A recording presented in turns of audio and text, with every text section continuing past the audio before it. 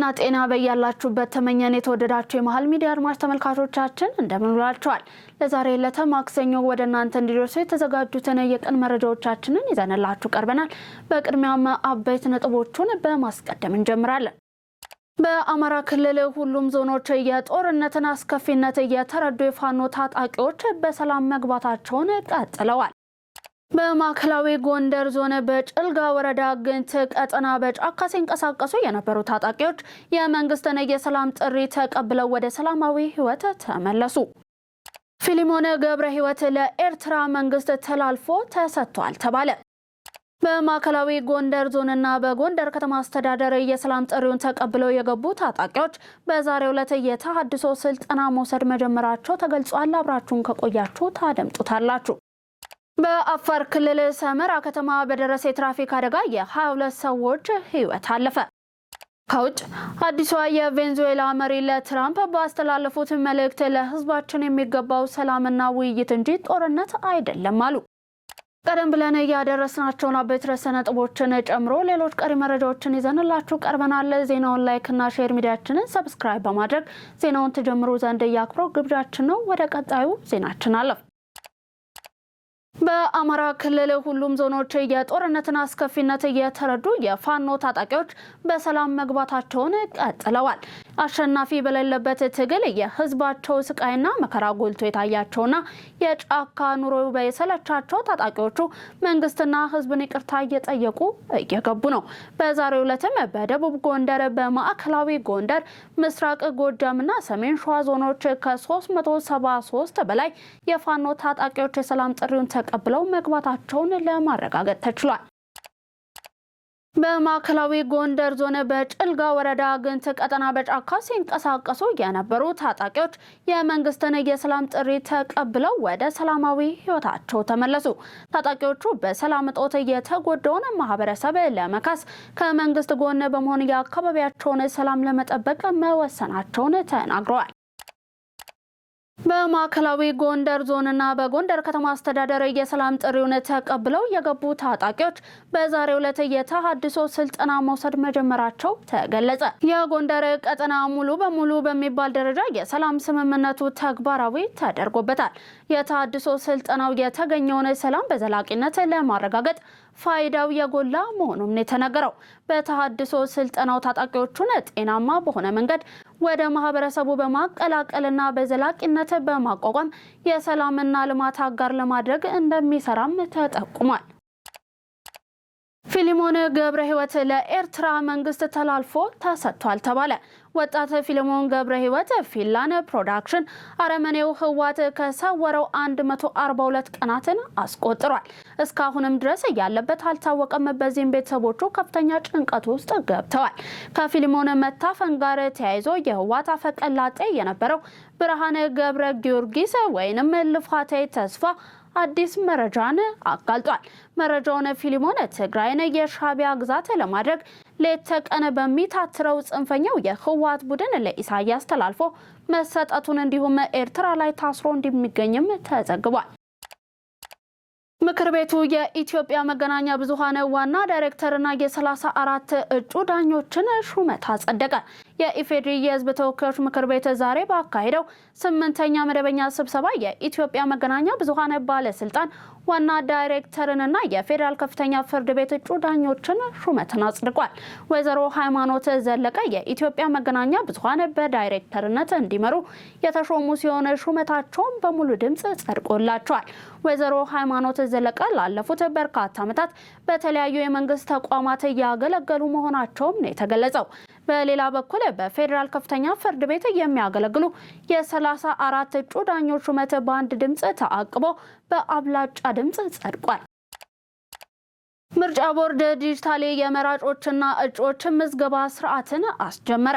የኢትዮጵያ ብሔራዊ ምርጫ ቦርድ ሰብሳቢ ሜላትወርቅ ኃይሉ በዚህ ወቅት እንዳሉት ዲጂታል የመራጮችና እጩዎች ምዝገባ ስርዓቱ ወደ ስራ ለማስገባት 1 ዓመት ከ6 ወራት በላይ ጊዜን ፈጅቷል። ስርዓቱ ወደ ስራ መግባቱ ለስራ ቅልጥፍና፣ ለመረጃ ትክክለኛነት፣ ለአካታችነት፣ ወጪን ለመቀነስ እንዲሁም የተቋሙን አቅም ከፍ ለማድረግ ያግዛልም ነው ያሉት። የጠቅላይ ፍርድ ቤት ፕሬዝዳንት ቴዎድሮስ ምህረቱ በበኩላቸው ስርዓቱ ቦርዱ ከወረቀት አሰራር ወደ ዲጂታላይዜሽን የተሸጋገረበት ትልቅ ምዕራፍም ነው ብለዋል። ለዲሞክራሲ ግንባታ የምርጫ ተቋማት ገለልተኛነት ወሳኝ መሆኑን ገልጸው ዲጂታል የመራጮችና እጩዎች ምዝገባ ስርዓቱ የምርጫ ታማኒነትን ለማረጋገጥ እንደሚያስችልም ተናግረዋል። የዲጂታል ምዝገባ ስርዓቱ መራጮች የሚመዘገቡባቸው 3 አማራጮችን የያዘ ሲሆን እነዚህም ምርጫዬ የተሰኘ የስልክ መተግበሪያ፣ ድረገጽን በምርጫ ጣቢያዎች በመገኘት በታብሌት መመዝገብ ናቸው።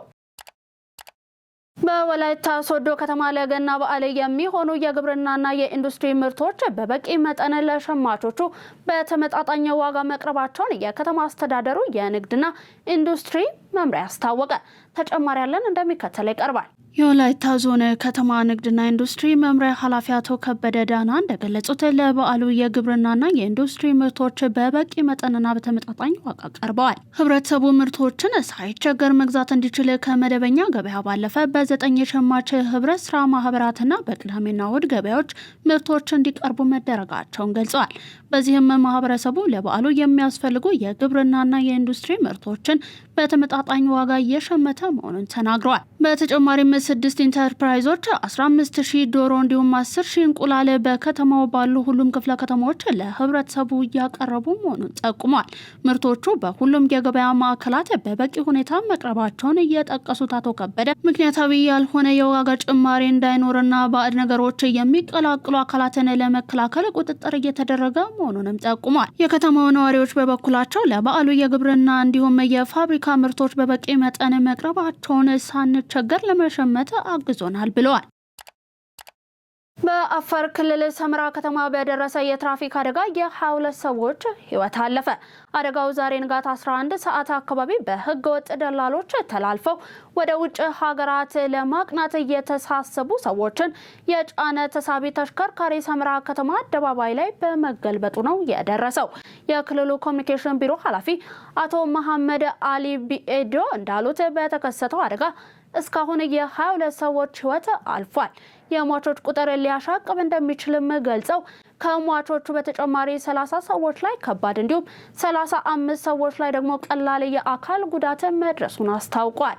ጉዳት የደረሰባቸው ዜጎች በዱብቲ ሪፈራል ሆስፒታል ሕክምና እየተደረገላቸው እንደሚገኝም ነው የጠቆሙት።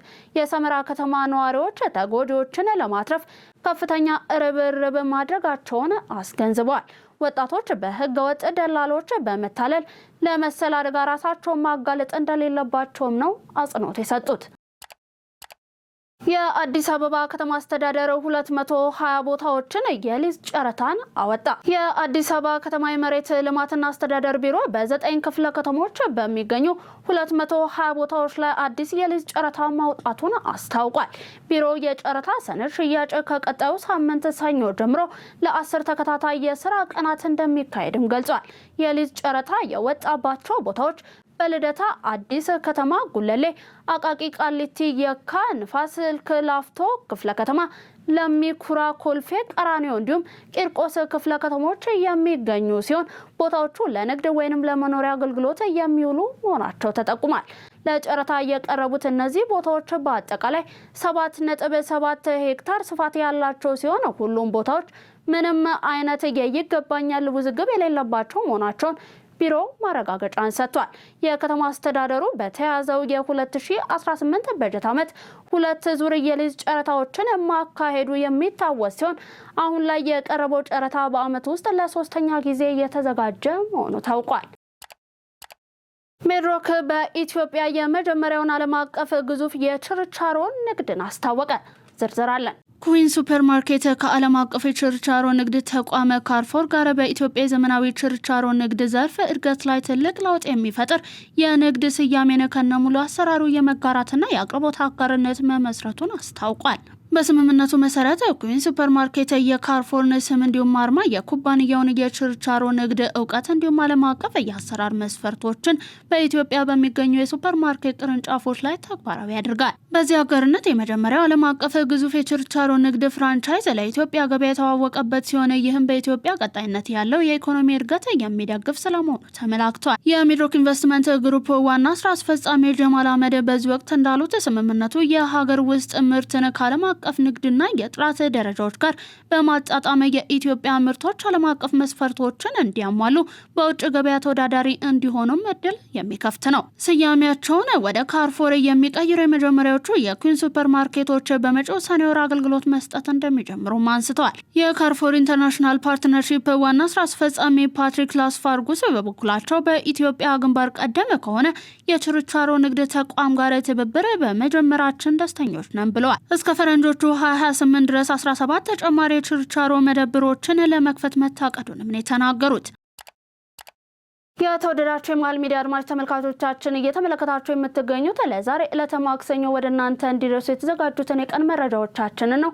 ከባህር ማዶ ወደ ያዝናችሁ አለፍን። አዲሷ የቬንዙዌላ መሪ ለትራምፕ ባስተላለፉት መልእክት ለህዝባችን የሚገባው ሰላምና ውይይት እንጂ ጦርነት አይደለም አሉ። የቬንዙዌላ ተጠባባቂ ፕሬዝዳንት ሀገራቸው ለሰላም ቁርጠኛ መሆኗንና ከአሜሪካ ጋር ወደ ሚዛናዊና መከባበር ግንኙነት ለመመለስ ቅድሚያ እንደምትሰጥም ተናግሯል።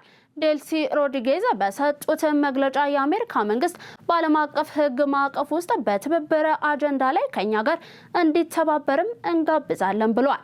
ፕሬዝዳንት ዶናልድ ትራምፕ ህዝባችን እንዲሁም ክልላችን ሰላምና ውይይት እንጂ ጦርነት አይገባቸውም ስትልም ተናግራለች።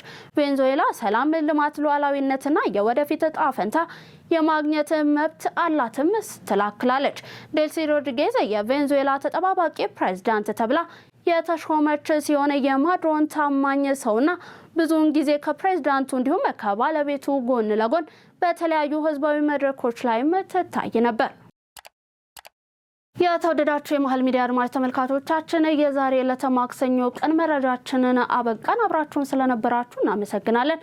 ዜናውን ላይክ እና ሼር፣ ሚዲያችንን ሰብስክራይብ በማድረግ አብሮነታችሁን ታጠነክሩ ዘንድ የአክብሮት ግብዣችን ነው። ሰናይ ቀን ተመኘን።